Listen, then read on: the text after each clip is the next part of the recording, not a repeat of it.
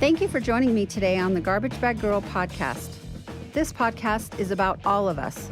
It's about the things and the ways that make us feel pushed down and small. It is about how the smallest acts of kindness make the biggest impact each day. No one should feel like garbage, ever. Enjoy the show.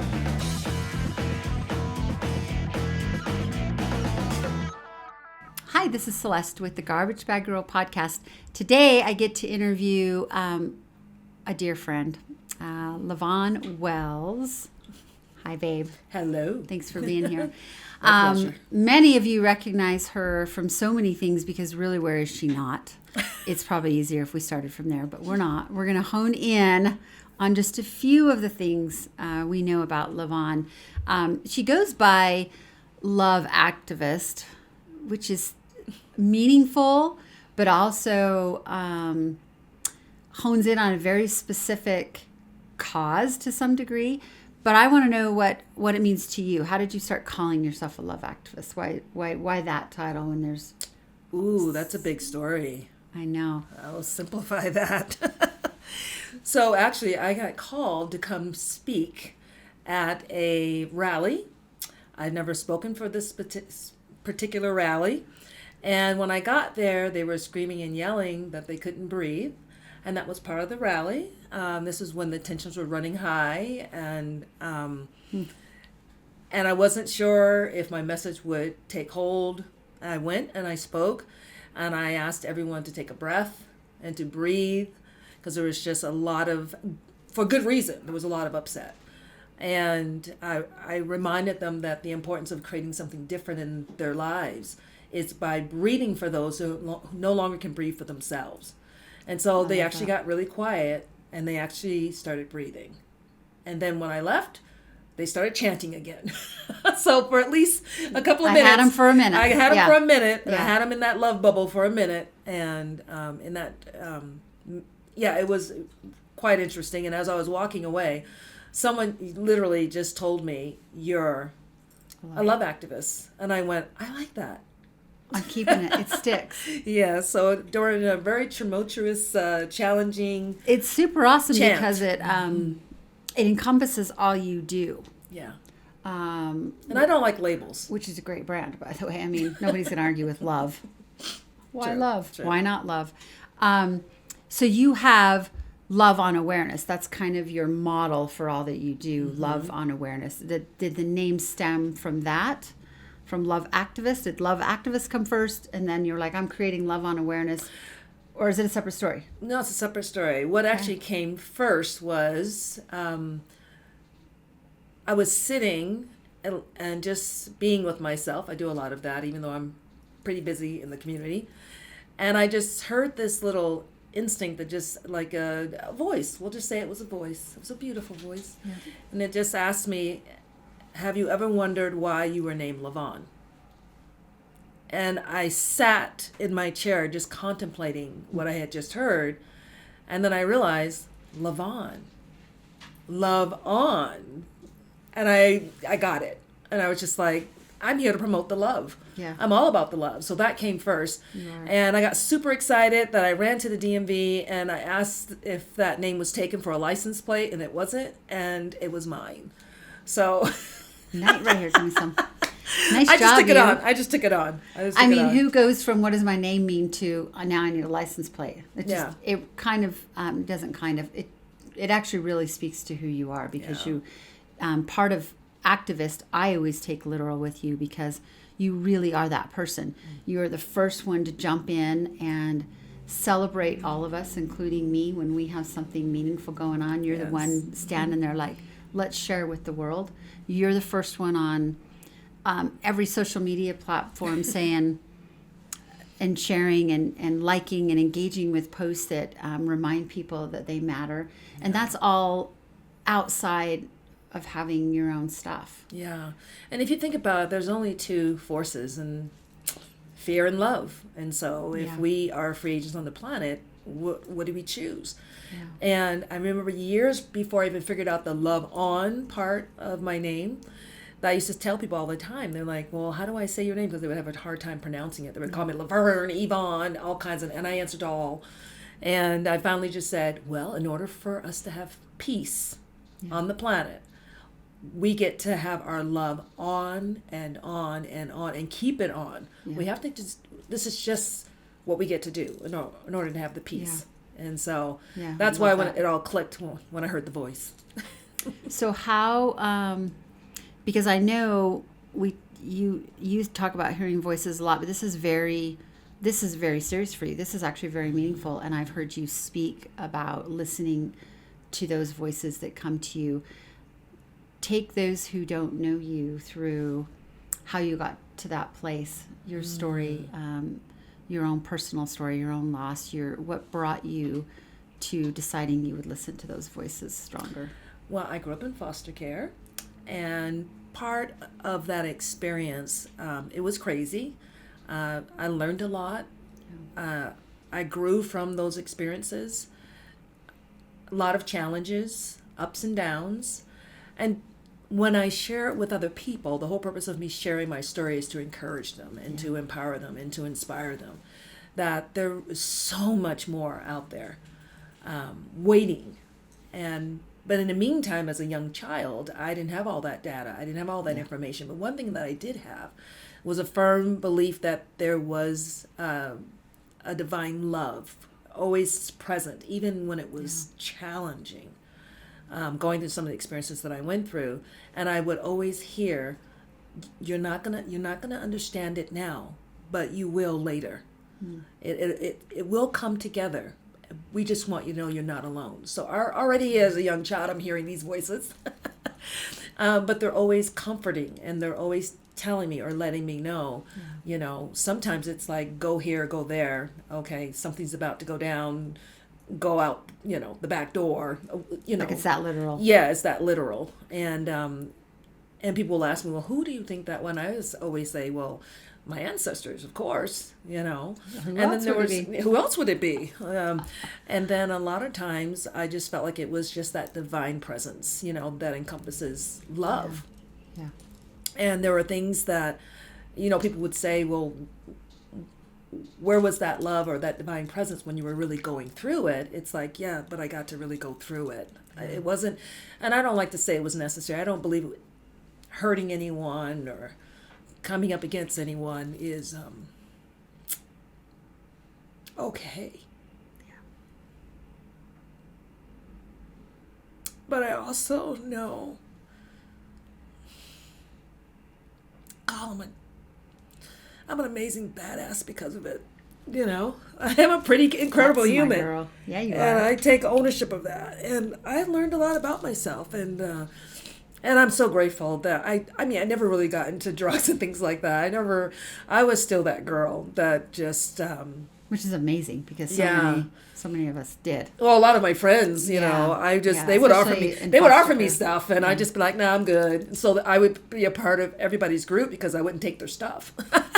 You're like, I got my own high on. You're welcome. Yeah, exactly. So, so I don't like to say to people, "Well, you needed to go through X, Y, Z." No, you didn't need to go through X, Y, Z. However, I did go through X, Y, Z, and I learned how to be resilient. And I learned how to have a voice.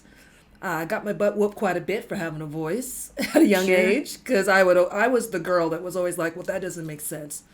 Well, why?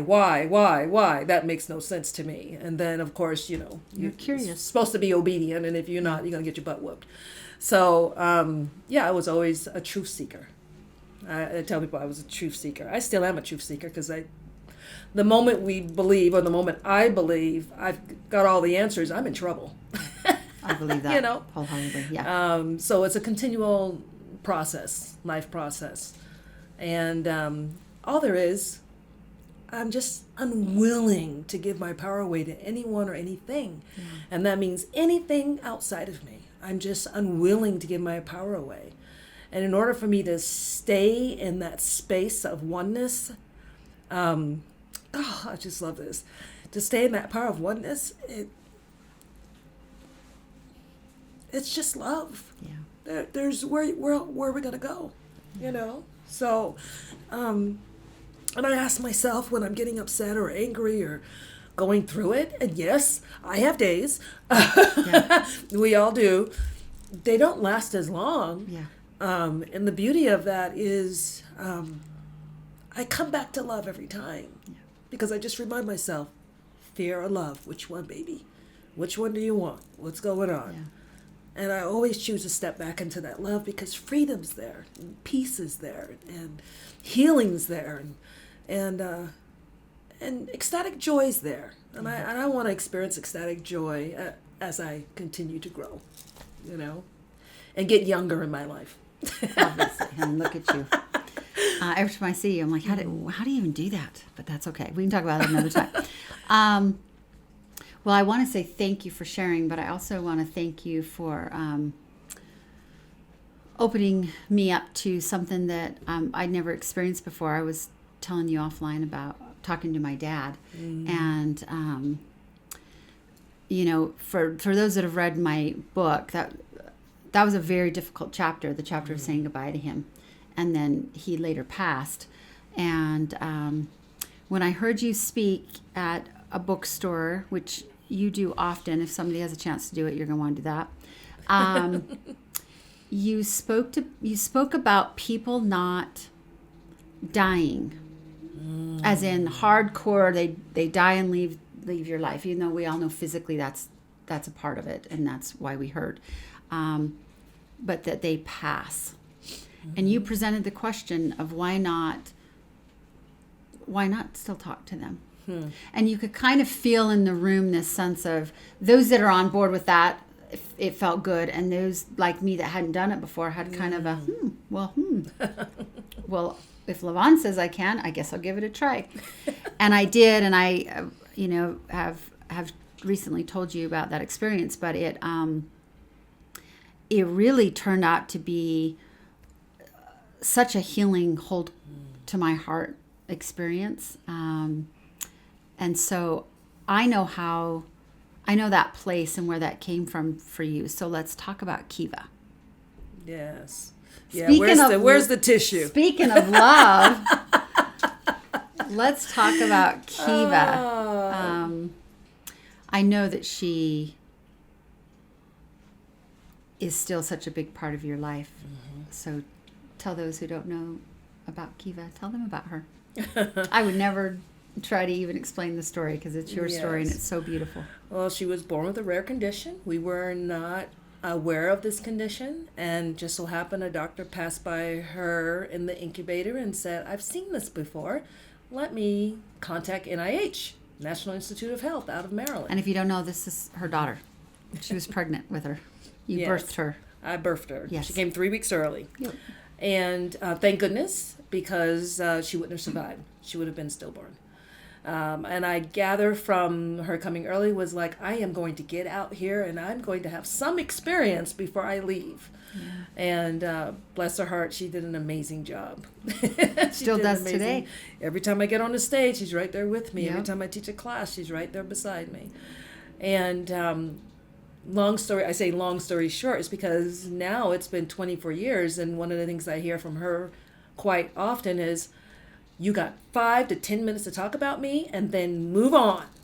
Get through it, Mom. Sister. Get through it. Yep. She's like, let's go. Because she knows, when they're on the other side, they just know there's so much more to us that are still here. And she sees me and she sees what's possible for me and what my growth is. And so she's like, chop, chop, chop, let's go. You're a little motivated. Yeah. Yes. Thanks, Kiva. Thank you, Kiva. And bless her heart, we were in and out of the hospitals quite a few times. And I remember just having this faith. She's going to be healed. She's going to be whole. Everything's going to be fine. And going home one morning, because I would stay in the intensive care unit till wee hours in the morning, all day. And going in my room and sitting down on my bed, and literally my room just filled up with light, just like a luminous light. And I started hearing these voices, but this time there was light to it. And they were saying the same thing as a group, as a oneness, as a unit. And they basically began to speak to me, and they just told me, they said, we know you have faith. We know that you believe, but she's going to leave. And she actually stayed longer than she was supposed to. And so she's finding it difficult to leave you now because now she wants to stay because that connection is there. And they explained it to me, and they just said, it's like, her heart is locked with your heart.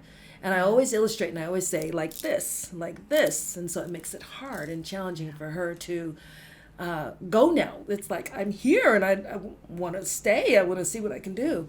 And I worked so hard to get here. And I worked so hard to get here. Literally, yeah.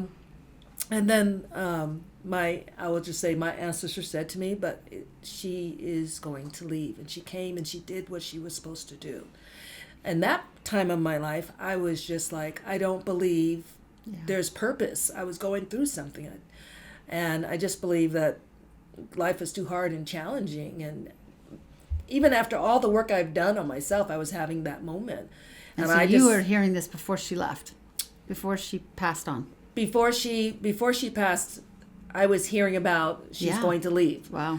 The other part of it was the reason why she came here, like they said, she came and did what she was supposed to do. Part of it was I was doubting.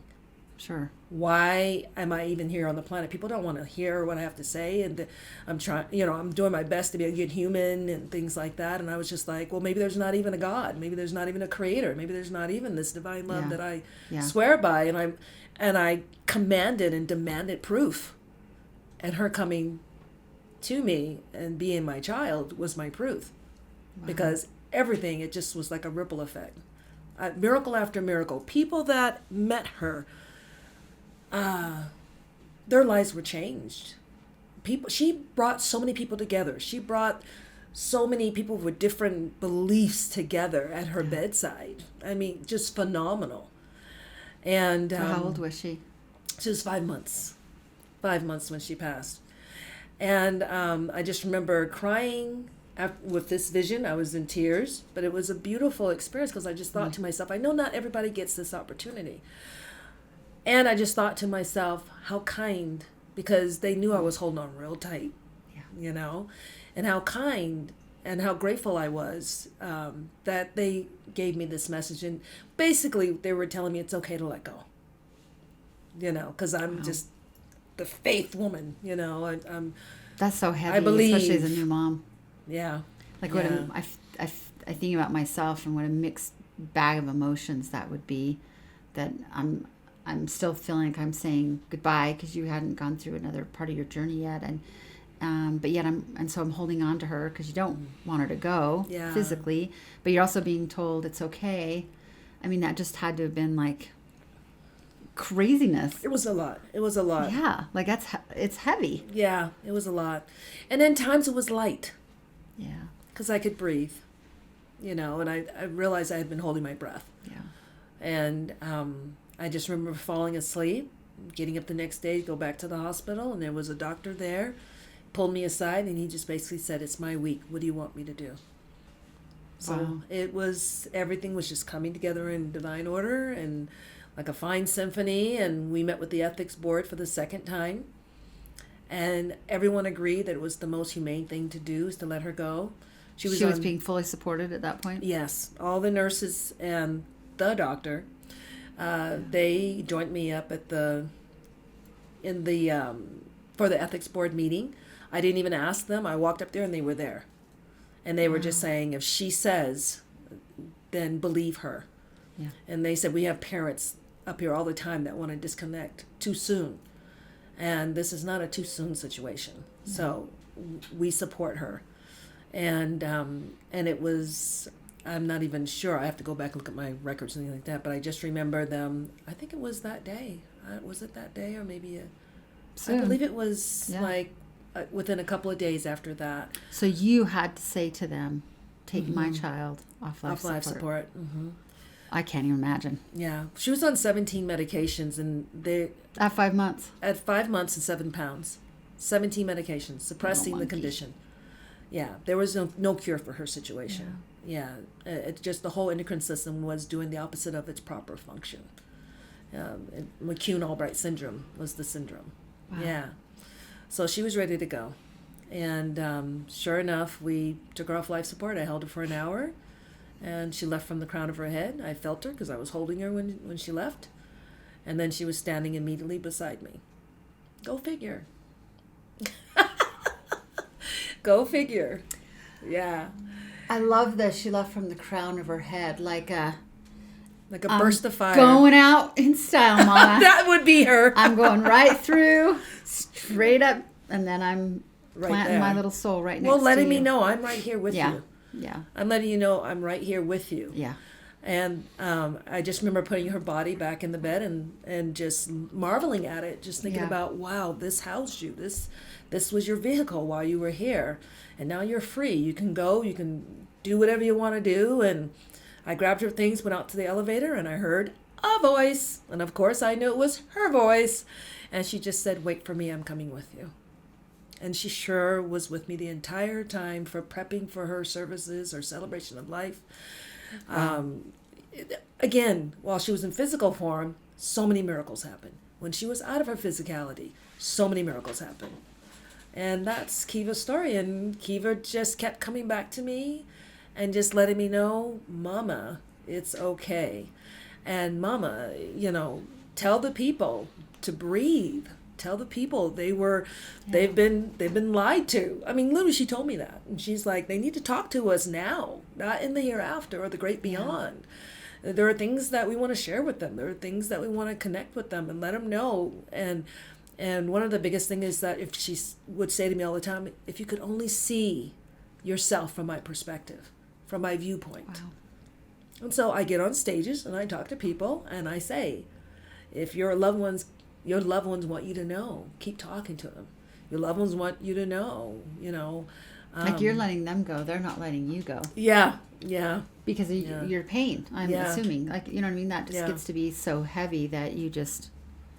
Yeah. I think people out of survival cut things off. Especially the emotions. Yeah. And it is through the emotion that the healing takes place. Yeah. And the healing is what they want for us. Because I hear a lot of people will tell me, a lot of times they'll say, I feel like I'm dishonoring them if I stop talking about them. I'm like, well, don't stop talking about them. Yeah, please. But they're like, but if I actually have fun, or if I'm actually in a place of joy, they have guilt. They have that guilt. Yeah. And that is so not the way that their loved ones want them feeling. It's like, no, we see you. We see you. And we want you to. And here's the thing. If they're always with us and living in our hearts, if you're out there having fun, they're having fun with you. Yeah. Well, and you radiate such a part of them. Their light shines through you. Mm-hmm. I think the more we try to forget, because we think that self-preservation, the opposite actually happens. I think we get quieter. I think we get more still. I think we get more sad. Well, it actually, we hurt ourselves. Yeah. And then if you look at the guilt and everything behind that, sometimes some people feel like they need to be punished. I experience clients like that as well. I have heard about that. They feel like it's... like, I deserve this. I've done something to be here. I wasn't there. I wasn't there for the call. Or they called me to come pick them up and something happened. And the other thing that Kiva talks a lot about, she says, the way we pass, from their viewpoint, they don't want us focusing on that. The way we pass, because a lot of times people will say, they were alone. Nope, no one's ever alone. I promise you, they're never alone. They experience so much pain. No matter what report you get, they're up and out of that body so fast. Yeah. They're not suffering. They're way more free than we are. Yes. And we get to be here and we get to hold the line. And we're still here for a reason. So do you think a lot of people with grief are holding on to the cause and less of the person? Like, this is what happened. Oh, yeah. And then this is either my responsibility or my role in it. Mm-hmm. We do that with everyday situations. Yeah. So just everyday, daily routines, we do that. Yeah, that's and true. then you have someone pass or transition out of their physicality. Now, here's the deal. Who told us? And why did we buy into the belief that we're just physicality? Yeah. And who said we get to stop having our conversations? Because there are people out there that people have passed, and they haven't healed that relationship.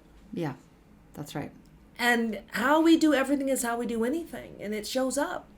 How we do anything is how we do everything. That's the LaVonneism, in case you're taking some notes right now. And that's a universal truth. So a lot of people will say, how you do anything is how you do everything. But it's a truth. It's a universal truth. And so how we deal with our relationship still with us is still how we're going to do the relationship with our loved ones on the other side. So why not go and do the work? And then that's why a lot of people are in therapy now. A lot of people, I'm not a therapist. Disclaimer. However, I've got some insights that I can assist people with, and, through my workshops and retreats and things like that. Yeah, let's talk about that. You help people through coaching and retreats. You have monthly gatherings. You're, of course, an award-winning global speaker. She's a bad A. And so much of that is focused on life and grief support. And what I love about it is, you maybe not, but you may have went into this, let's call it work, for lack of a better word, meaning what you do, because of Kiva and your own grief. But now I feel like it's surpassed so much more into just the loss people feel, because I feel like loss and grief are the same feeling, whether you've had somebody pass away or you've mentioned divorce or job change or loss. Just loss and grief is loss and grief. Here's the deal. In the moment, it's loss. Yeah. And then we get to come up for air if we choose to. If you choose to. You get to come up for air and state the truth. The truth is, no one is ever lost in the presence of love. No one is ever lost in the presence of love. And where there is love, there is life. And I truly believe that we come from the pure presence of love. We are made up from every cell in our body, our tissue, our muscle is love. And you can be the most challenging person on the planet, and that love still lives innately within you. So where there's love, there's life. So no one ever dies. It will feel like a loss. You will feel the grief. You will go, because that's just what, and part of it is that we haven't been taught as a society how to grieve. And there's no one right way. Or allowed, because oftentimes you're helping others grieve. I think of, parents who have lost children, they have other children or a spouse. And they're really just surviving through a moment of trying to help each other continue to move forward in the best way they can. Or some who don't want to talk about it because it's too much. All the things, I know the grief journey belongs to everyone in their own way. But I think we're truly blocking, like you said, just that ability to love fully and still bring that out. The heart is the key, and the heart is the place where the pain really lives for most people. And so when people say to me, I feel like my heart is broken, I say, because it is. It's cracked wide open for greater expansion, greater love to be revealed. And it feels painful because it's something new. It's something different. It's greater expansion. And this is why when we are willing to keep the heart open, the heart knows what to do with that grief. It knows the truth. It's not supposed to close. And there's no supposed to or not. I guess because there are some seasons. There's some seasons where it's like, when I was going through it, I was very intentional about closing my heart. However, it was a lot more painful. But you were aware of, this is what I'm doing right now. Yeah, I knew exactly what I was doing. I was very conscious of it. It's like, I'm shutting it down. It's enough open for a minute. I'm going to go ahead and close. I'll reopen you in a minute. People would walk into the room and come close in the very early stages, the first 2-3 years. And I would literally put my hand up and say, back up. Because I could just sense her. I could feel her. And my heart would start doing the, and I was just like, I can't today. And she would honor that. And then she found a sneaky way to get my attention. She came from the back. From the back of my heart. I literally felt her from the back of my heart. Well, which is so childlike is why I find that funny, because I just envision this little, like, oh, I'm not getting your attention now. How about now? I just kind of, how the little, like my grandson's so like in and out all the time of the hide and seek game. How you doing? And so it's kind of, you don't like me over here? How about, do you like me over here? They just have this way of interruption, because I think children also know They just do. Whether they're physically with you or not, I think they just know when you need to be pushed on a little bit. And here's the good news. In the awesome. beginning, she came through as the child, the little child. And then she came through as a color. And then she came, and it was green, which is interesting because green is the color of healing. And then she came through, and that's why I tell people, if you're really going through the grieving process of anything that you're experiencing under the definition of loss and grief, grab yourself a green blanket and just have at it with that. Wrap yourself, I tell people, wrap yourself up like a Twinkie and just lay there. Or sit there, or walk there, or a green blouse, or whatever you got to do. If you think about it, in nature, they always tell you go for a walk in nature. Well, there's a reason for it. There's greenery everywhere. And of course, it's the fresh air. And so, and then she came to me as a young child, like I would say like a 7-year-old, you know. She never made it to 7. And then she came to me as a young adult. And now her birthday is October 13th, which is quite interesting. And she's coming to me as a young adult. She's coming to me as the 24, really speaks 25-year-old. to the less importance of the physical form. It really, Exactly. It really does speak we to limit that. It's going to stay that. And a lot of times when we're talking about children, people will always say forever this age, forever this age, forever this age. Okay, in physical form, yes, but no. Yeah. This is an expansion thing. It's a growth thing. It doesn't stop because we live on and on and on and on and on. Just like we love on and on and on and on and on. Like that one? Well played. Well, I mean, you're such a gift in so many ways. And I remember the first time I met you, the Christmas Box House in Salt Lake, we were having a Christmas in July fundraiser with Frankie and Jess, dear friends of mine. Yes. And yours. And you were already a fan of theirs, so I think you came because they were live broadcasting. But they told me to come down. Jess told me, come down. We're going to be down. Come check XYZ. out Christmas Box. So we're doing all the interviews. Richard Evans, our founder, met you before me. And I remember him walking you up to me, and you had your long, awesome hair. So I was like, oh, yeah, who's this sexy black woman walking towards me with the amazing hair? I mean, you just had this presence, and I was like, what is going on right now? And you come just walking over like we'd been friends for, I don't know, a lifetime. This, how you are, just this sisterhood. And you put your arm around me like we already knew each other. And Richard says, you guys have a lot in common. I think you should meet LaVonne. I'm like, well, obviously we know each other. And he said she was in foster care. And I think there's a lot of synergies. You guys have a lot to talk about. And we exchanged information, but we hadn't really connected for a while. And we stayed busy. Yeah, we did stay busy. That's right. That's what we do. And fast forward, we saw each other at other events, and pretty soon we're texting, and then there you are at my book launch, and you're such a blessing in my life. I just want you to know that. And I do feel the same.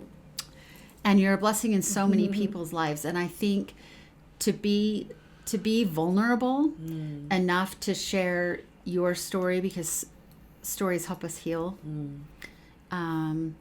Is just so commendable, because we don't have to share what we learn with others. I mean, that's, I personally think it's a bit of a requirement, but I get everyone doesn't feel that way, and it's fine. But you do that. You offer yourself up no matter how you feel when you walk into a room. You offer who you are. Always. You always do that when you show up. And, you can text me in an event that you have a headache. No one knows. And what... I love you even more because you still have this ability to make sure everybody around you feels that love. And it's you just need to know how truly awesome and blessed we are to have you. And thank you for sharing. And I know people can find you. You have a website. LaVonneAwareness.com. LaVonneAwareness.com. Of course, Instagram. You definitely follow Love on Awareness on Instagram. She's there. And I encourage people to do that because you do always have these. Not only will she show up to your event, by the way, because she's very supportive that way. Today I was like, rhetorical question, how do you think about what you show up to? I'm letting her live with that for a bit. But she has these, like I said, these retreats, these monthly gatherings. Yeah. But thank you for being here. Thank you for having me. I'm honored. Deep bow.